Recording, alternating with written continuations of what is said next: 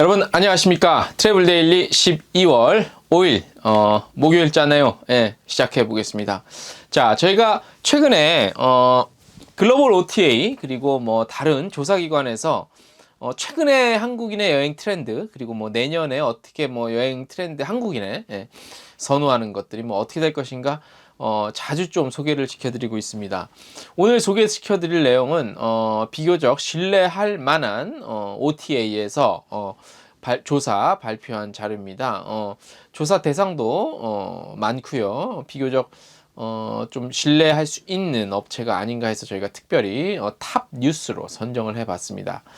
일단 1위 결과부터 좀 말씀드릴게요. 1위는 동남아, 그 다음에 장거리는 유럽, 뭐 북미, 그다음에 대양주 이런 순으로 나타났습니다. 사실 장거리는 유럽, 북미 저기 대서양이 다기 때문에 뭐 그 안에서 뭐 몇 개 안 되는 순인데 퍼센테이지는 유럽이 한 52%, 북미가 한 35% 정도 이렇게 나왔습니다. 자, 조사 기관은요. 호텔스 컴바인입니다. 호텔스 컴바인. 자, 모바일 리서치 서비스 오픈 서베이를 통해 25세에서 45세, 2545 세대 남녀 1000명 대상으로 해외여행, 대한민국 해외여행 트렌드 설문입니다. 내년 해외여행 트렌드와 더불어 소비자들이 해외여행을 어떻게 준비하는지에 대한 내용도 담겨 있습니다. 자, 예측 결과 동남아의 인기가 지속될 것으로 보이고요. 약 63%에 달하는 참여자들이 내년에 떠나고 싶은 해외여행지로 동남아 지역을 선택을 했고요. 올해 1월 1일부터 10월 말까지 발생한 호텔스 컴바인 도시검색 순위에서는 베트남 그리고 태국 필리핀 도시들이 상위 30위권에 탑 1, 2, 3죠. 예, 포함이 됐고요. 2020년 1월 1일부터 11월 20일까지 체크인 기준으로 이미 체크인한 사람들이겠죠. 체크인이 아니라 이미 예약한 기준이겠죠. 뽑은 여행지 순위에서도 상위 30위권 내에 동남아시아 도시가 13곳이나 포함이 됐습니다. 동남아시아 지역 다음으로 설문 참여자들은 유럽, 북미, 오세아니아 이렇게 장거리 지역을 희망하는 것으로 나왔습니다. 자, 가장 선호하는 여행 테마는 휴양이네요. 그 다음에 도시관광, 역사탐방, 휴양, 먹거리 및 쇼핑 등의 보기에서 무려 82%가 휴양 테마를 선택했습니다. 한국인이 평소에 바쁘게 일정을 살아가고 있죠. 그래서 이왕이면 여행지에서 좀 느긋하게 휴식하고 힐링을 좀 원하는 것으로 분석이 되고요. 휴양에 이어서 도시관광을 희망하는 응답자는 68%, 먹거리와 쇼핑은 59.3%, 역사탐방은 21% 차지했습니다. 다소 좀 아쉽네요. 역사탐방, 유럽 지역 같은 경우는 역사탐방이 사실 좀 해볼만 한데 그것이 조금 사실 또 여행지에서 꼭 쉬는 것도 좋지만 또 유럽 역사 같은 것들 좀 많이 이렇게 좀 학문적으로 접할 수 있는 기회도 될 텐데 그런 부분은 좀 아쉬운 것 같습니다. 자, 여행 기간은요 절반 이상이 한 4에서 6일 정도 계획 중이라고 응답을 했고요. 7일에서 열흘 정도는 27%, 뭐 그 이상은 7.3%, 15일 이상도 4.8%나 나왔네요. 응답자 40%를 응답자들이 그 장기간에 대한 장기 체류에 대한 관심도가 높아지고 있다는 것을 엿볼 수 있고요. 여행 시기는 특정 휴가철에 구애받지 않고 자유롭게 떠날 거라고 대답을 했습니다.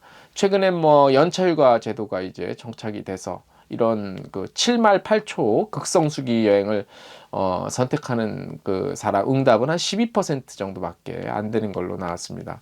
말씀드린 대로 연차 휴가 제도가 정착되면서 이런 현상이 나오는 것 같고요. 마지막으로 2020년 해외여행은 가족과 함께 하고 싶다는 응답이 51%, 절반 이상 나왔고요. 가장 높습니다. 그 중에 30대는 58%, 40대는 82%, 40대. 그러니까 연령이 높아지면 높아질수록 가족 여행을 선호하는 걸로 나오고 있네요. 40대가 무려 82.2%. 그리고 연인과 여행을 희망하는 응답자는 21%인데 상대적으로 20대가 가장 많았습니다. 아무래도 세대별 추구하는 여행, 그다음에 같이 가고 싶은 사람이 누구냐에 대한 그런 것들이 좀 이렇게 굉장히 그 극명하게 다르게 나타나고 있네요. 자, 설문일자는 2019년 11월 19일이고요. 문항수는 총 5개였습니다. 응답 인원은 대한민국 거주하는 25에서 45세 1000명, 표본오차 플러스 마이너스 3.10%포인트, 95% 신뢰 수준입니다. 조사 방법은 오픈 서베이, 채널 모바일 어플리케이션 통한 응답 수집, 단순 이미 추출, 이었습니다. 예. 자, 오늘 한국소비자원에서 최근에 소비자원에서 이런 것들을 굉장히 많이 발표하고 있는데 뭐 개인적으로도 동남아 여행 시 현지에서 구입하는 쇼핑 물건들이 과연 신뢰할 만한 것인가에 대해서 저는 뭐 개인적으로 좀 의심을 갖고 있었는데 객관적인 조사가 있었는데 여행사들이 이용하는 쇼핑센터 동남아 위주의 제품이 안전적으로다가 부적절하다는 의견이 나왔네요. 동남아 패키지 여행 시 국내 관광객들은 여행사가 안내하는 전용 쇼핑센터에서 특산물 같은 것들 굉장히 많이 구입하시죠. 한국소비자원이 동남아 5개국 하노이, 방콕, 파타야, 푸켓, 보라카이, 세부, 코타키나발루, 발리 지역의 7개 패키지 여행 상품 일정에 포함된 단체 관광객 전용 쇼핑센터에서 판매되고 있는 주요 식품, 그리고 화장품, 그다음에 공산품, 그러니까 분말 제품 7개, 벌꿀 제품 9개, 원액 제품 7개, 오일 제품 6개 등등 크림류, 진주 반지, 라텍스 베개, 가죽 지갑 등 대상으로 안전성 및 그러니까 안정성 표시 실태 조사한 결과 상당수 제품이 국내 안전 기준에 부적합해서 제품 구입 시 소비자의 주의가 필요한 것으로 나타났습니다. 뭐 다양한 구체적인 내용까지 보도자료에 나와 있는데요. 그건 시간 관계상 생략을 좀 하겠습니다. 그래서 한국소비자원은요, 이번 조사 결과를 바탕으로 문화체육관광부에 국외 여행 상품 정보 제공 표준안 등의 쇼핑센터 이용 시 제품의 시험 성적서 정보를 제공하는 근거를 마련하도록 요청하고요. 한국여행업협회 카타죠. 예, 이곳에 국내 안전기준에 적합한 성적서를 구비한 쇼핑센터에만 여행객을 안전하게 안내하는 등의 내용을 담은 쇼핑센터 선정 가이드라인 마련을 권고했고요. 협회는 이를 수용해서 적극 개선해 나가기로 했다고 합니다. 조금 복잡해질 것 같습니다. 아무 생각 없이 쇼핑센터 이용했는데 앞으로 그 쇼핑센터에 한국 고객들을 보내려면 시험 안전 관련한 제품에 관련한 안전성에 관련된 데이터가 반드시 있어야 될 것으로 보입니다. 언제부터 정식적으로 표준안 관련한 그 내용들이 추가가 될지는 모르겠습니다만 좀 더 까다로워질 것 같습니다. 자, 마이스 대상 시상식 및 컨퍼런스가 5일 목요일 개최됩니다. 국내 마이스 산업 혁신과 마이스 관련 중소기업 육성을 지원을 위해 미팅 테크놀리지 같은 것들을 활성화를 또 추진한다고 합니다. 근데요, 이게 마이스 컨퍼런스 시상식인데 이번에 내용을 보면 미팅 테크놀리지라는 용어가 나옵니다. 이게 뭐냐면 이제 마이스 행사 전반에 사용되는 ICT 기술로 4차 산업혁명 시대의 마이스 산업 성장을 이끌 새로운 동력으로 평가받고 있는 거라고 합니다. 마이스 선진국 독일은 이미 2013년부터 마이스 산업의 가장 중요한 트렌드로 테크놀리지를 주목한 바 있죠.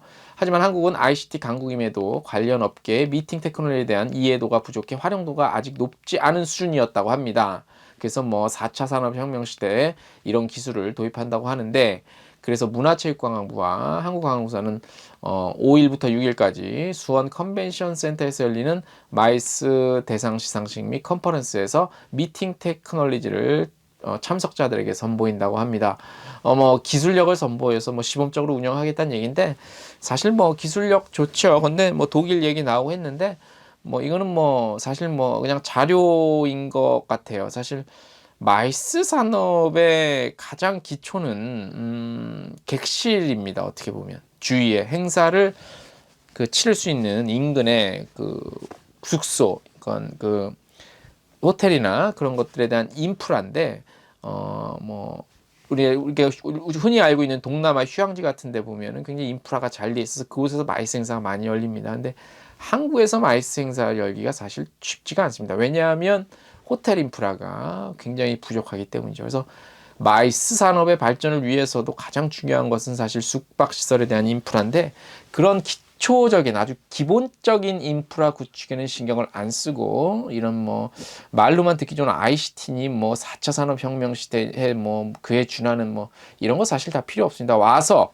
마이스 행사를 해서 주최라도 와서 그 사람들이 와서 편안하게 쉬고 잘 수 있는 공간이 우선입니다. 그래서 이런 부분들에 대해서 정확히 모르시고 우리 정부에 계신 담당 부처분들이 기획을 하고 뭐 자료 발표를 하시는 것 같은데, 조금이 아니라 굉장히 많이 안타깝고, 예, 좀 잘 모르시는 것 같습니다. 예, 그래서 뭐, 겉보 이렇게 들을 때는 뭐 굉장히 있어 보이는데요. 사실 이거는 정확한 핵심을 짚지 못하는 그런 정책 같습니다. 자, 하나투어에서, 히말라야 트레킹 상품을 선보였습니다. 굉장히 특이한 상품입니다. 사실 이게 일반 트레킹 좋아하시는 분들한테는 굉장히 호응이 좋을 것 같아요. 세 가지 종류입니다. 안나푸르나 베이스 캠프 트레킹, 랑탕 체르코리 트레킹, 그 다음에 에베레스트 베이스 캠프 트레킹입니다. 굉장히 내용은 저희가 좀 생략을 했는데요. 저희 트래블 데일리 텍스트 뉴스 보시면 자세히 나와 있는데요. 이런 그러니까 일반 가고 싶은데 좀 쉽게 접근할 수 없는 부분들에 관련한 상품들을 여행사에서 이렇게 마련해 준다는 것은 굉장히 좋은 상품이고 기획 상품인 것 같습니다. 자, 그래서 트레킹 상품은 사실 뭐 그냥 우리가 여행하듯이 해야 되는 것들이 아니라 좀 약간의 전문적인 지식도 있어야 되기 때문에 하나투어에서는 관련 상품 그 설명회를 합니다. 12월 19일 하나투어 본사에서 하는데요. 거기다가 비용도 무료입니다. 그래서 설명회 통해서 한번 들으시고 관심이 있으신 분들은 참여하시면 좋을 것 같은데 호응이 괜찮을 것 같습니다. 그래서 참가 신청은 전화 또는 카카오톡 플러스 뭐 하나투어 플러스 하나투어 트레킹이네요. 플러스 친구. 예, 이렇게 하시면 되고요. 트레킹 상품은 4인 이상 예약 시 출발 가능하고요. 한식 조리팀이 전 일정 동행해야 합니다. 한식 그 셰프들이 동행을 한다네요. 그래서 트레킹에만 집중할 수 있는 환경을 제공한다고 합니다. 굉장히 좋은 상품인 것 같습니다. 자, 에어비앤비는 단지 그 잠을 자는 곳을 그 이상을 지금 꿈꾸고 있죠. 뭐 다양한 이제 앞으로 여행 트렌드가 그런 쪽으로 점점 변해가고 있는데 현지 체험하는 것들을 포커스를 많이 맞추고 있습니다. 에어비앤비가. 그래서 보면 쿠킹 체험을 하는 프로그램을 런칭했다고 하네요. 한국 포함 75개 이상 국가 3,000개 이상의 체험이 가능하다고 합니다. 식탁에서 현지 문화를 경험하는 쿠킹 체험을 신규 카테고리로 런칭을 했고요. 이탈리아 쿠킹 유학 기회를 제공하는 프로모션까지 실시한다고 합니다. 식음료 체험 예약은 지난 2018년 이후 연간 무려 160%씩 성장하고 있다고 합니다.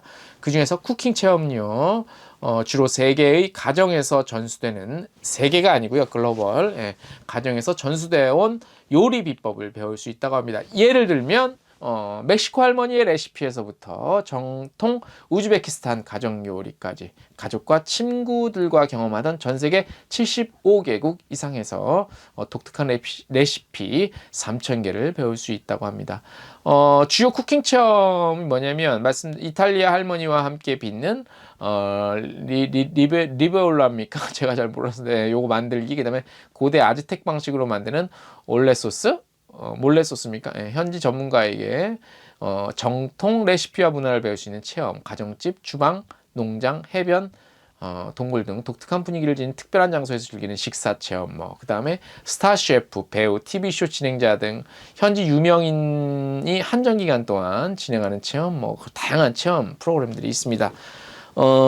처음에 공유 숙박으로 시작을 했죠, 에어비앤비가. 근데 이제 트렌드를 읽고 미리 선점을 하는 것 같습니다.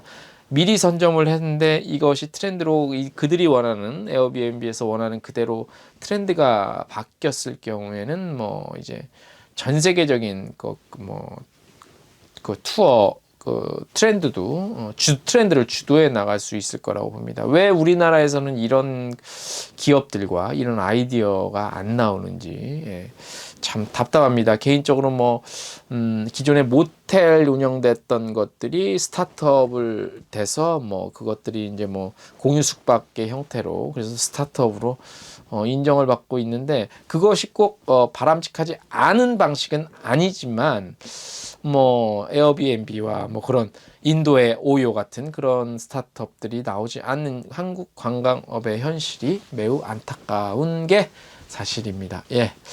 오늘 12월 5일자 트래블 데일리 순서는 이것으로 마치고요. 다음 내일 또 더욱 좋고 풍성한 소식으로 찾아오겠습니다.